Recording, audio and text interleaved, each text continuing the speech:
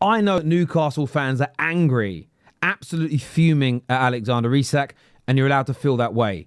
But your feelings, okay, as much as they're warranted and you're allowed them, there has to be some restraint on what's being said here. We're going to go into the overarching picture here, but the fact that Jota has been now dragged into this conversation, I think is absolutely horrendous on every single level. Hit the like button, please, and share this. I want to get as many opinions on this as possible. Is this going too far? I need your thoughts. I need your opinions. Let's take a little listen. Me yesterday, when we were about to line up, like, this fucking prick isn't turning up, and we're, you know, and I understand you don't care about the fans, right? Even though they literally worship you, and, you know, you were on the fucking bus a couple of fucking weeks ago, celebrating as if you loved us all and telling the cameras whatnot, you know, I love Newcastle, da da da da da. But like the Jota thing, you see the way Mo Salah is deeply affected by losing Jota. This is what teammates can really mean to each other. Do you know what I mean? And like, we've all worked in jobs before, and you have the camaraderie where it's like, you don't want to see your fucking mates struggling without you. I don't know True Geordie. He may be a very nice guy. He may very well be. I don't know him personally, so I'm not going to cast any aspersions on that. But what he has just said there is so off the mark, utterly disrespectful, is arguably the biggest false equivalence I have ever heard in my life when it comes to making content. The biggest false equivalence ever. Yes, we all saw Mohamed Salah in tears after they beat Bournemouth on Friday night. And I absolutely concur that these Liverpool players are struggling emotionally. Some will have been closer to Jota than others, but as a collective, individuals, the pain they will be feeling is unprecedented. This rarely happens in the game. There are a handful of examples of this across the history of football. It's a rarity. It's tragic. It's horrendous. For True Geordie to bring this up and to suggest that Alexander Isak leaving his players behind, leaving his teammates behind to start the season without him, acting as though that is comparable to the struggles of the Liverpool players losing a colleague and a dear friend, is beyond horrendous. Incomparable in every single way. How far do you take his logic? I just can't believe I can't believe they've been silly enough to air this. This is absolutely horrendous in every single which way.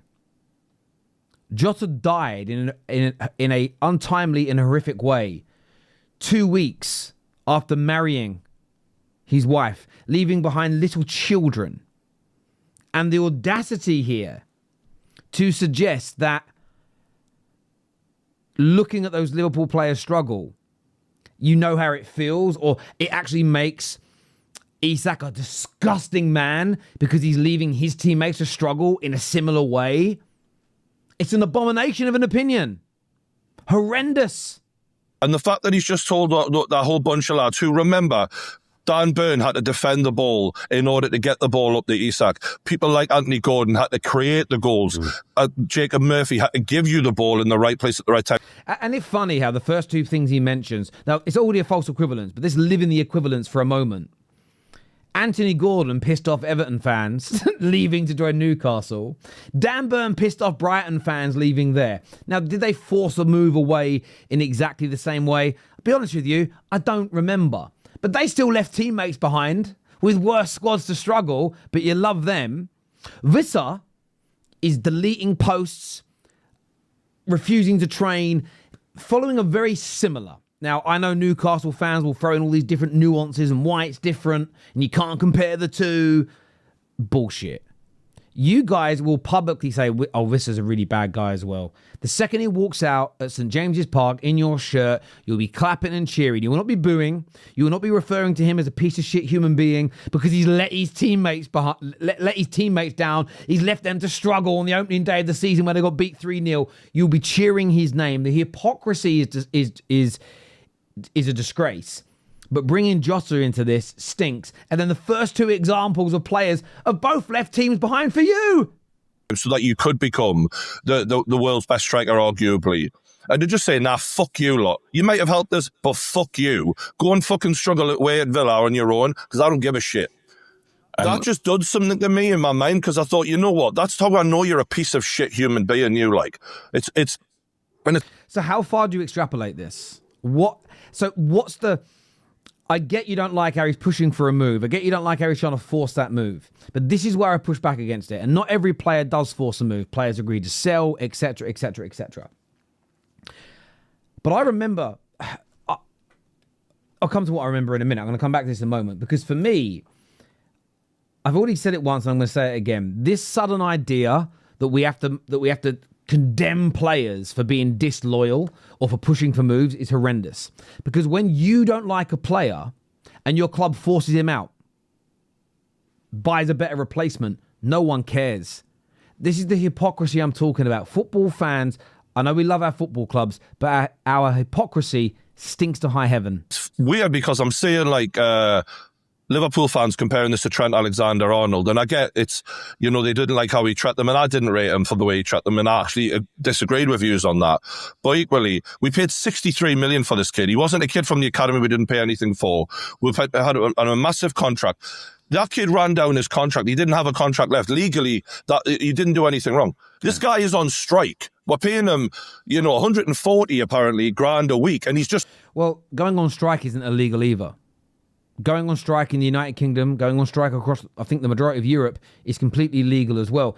He's also not being paid if he's striking. So you're not paying him to strike. 99.9% of all football players across the European countries, if they strike, refuse to play, refuse to train, you don't pay them. So you're not paying him for that. It is important, I think, in these moments to at least get the facts right in these scenarios. But the conversation continues. Let's take a little listen to this.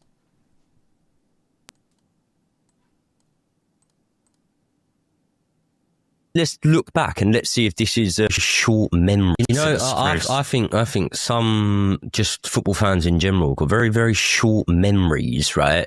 When they speak about, Newcastle's entitlement on this and, keeping the player and not letting him go and the way that the fans have reacted to it and whatever, because I think, okay, well, let's look back and let's see if this is a trend of Newcastle fans as a club and whatever.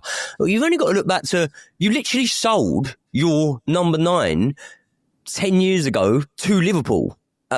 And we're left with nothing in Andy Carroll, right? We sold Geordie Wijnaldum to Liverpool, who went on to win the Champions League. There was no problems with selling them. You know what's really funny about the Andy Carroll example, though? I heard him speak the other day that he didn't want to leave.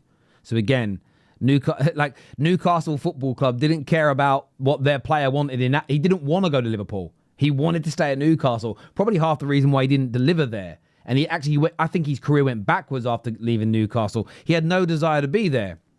Funny. The irony in that is hilarious. Just give us the fucking money and get him the fuck out, whatever, You know what I mean? But if we're not going to get the right money, we're going to have a problem here. And also...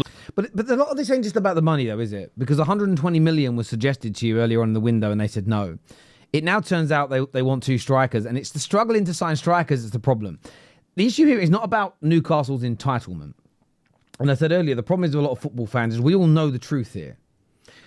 That if a player does to Club X what Isak is doing to Newcastle, but it benefits Newcastle, the fans won't care.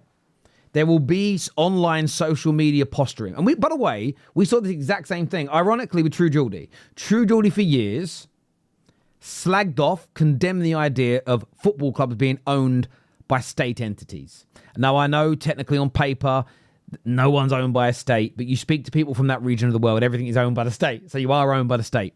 He condemned it and called it out for years. Then Newcastle got taken over by the Saudis. People like myself had no problem with it. Absolutely zero. You'll find no content where I said it's wrong, abhorrent, nasty. True Geordie changed his attitude straight away because they benefited from it. The same as most fans were happy for PSR to be in place when their club didn't have super rich owners that were prepared to spend whatever it takes or had the resources to spend whatever it takes to get to the top. Now their ownership's changed. They're like, no, we hate these rules now. Why? Because you want the rules to change for the betterment of your team. But a club like Brighton, they don't want the rules to be like that because their owners aren't rich enough to do that. And this is the issue for me in all of this. There is an entitlement here, and it's that we all view things purely through our own lens. We're hypocrites in these scenarios, and we all hate it when a player we love forces a move away from our club. We've all been there, we've all experienced it. But when players do it in the opposite direction, we always look for a nuance and a difference and why this one isn't as bad, when in reality, it is. But let's go back to the beginning of this, because to bring Jota into this conversation, and I watched the full clip before snipping it up for you guys, no one on that panel challenged True Geordie. And I know some of that, and I respect him. I know KG, I've met him, always got on well with him. But I'm disappointed that nobody called this out. How on God's green earth are you suggesting that forcing a move away from your club, leaving your teammates behind, and yes, they may struggle because you're not there, comparing that to the struggles of the Liverpool players because of how much teammates mean to each other, when you're comparing an emotional, personal element to a professional decision, is absolutely crazy. It is absolutely crazy to make that comparison. It truly is. Imagine you hand your notice in today at work and say, look, boss, I don't want to work my notice. I just don't want to be here anymore. I want to go on to somewhere new. I'm for one reason or another, you don't want to work. And I go, okay, we'll let you do your month's notice. We'll give you gardening leave. You're going to be at home. But remember, your colleagues are going to struggle and you get on with these guys.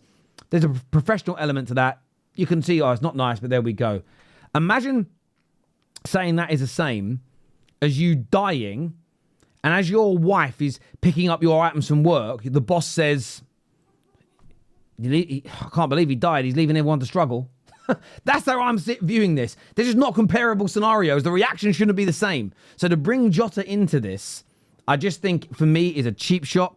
It's a low blow. It isn't needed in any capacity whatsoever. And look, for such a respected pillar of the fan content community, I just think this is absolutely below the belt. An astonishingly bad attack on Isak and Liverpool Football Club. And shame. Shame.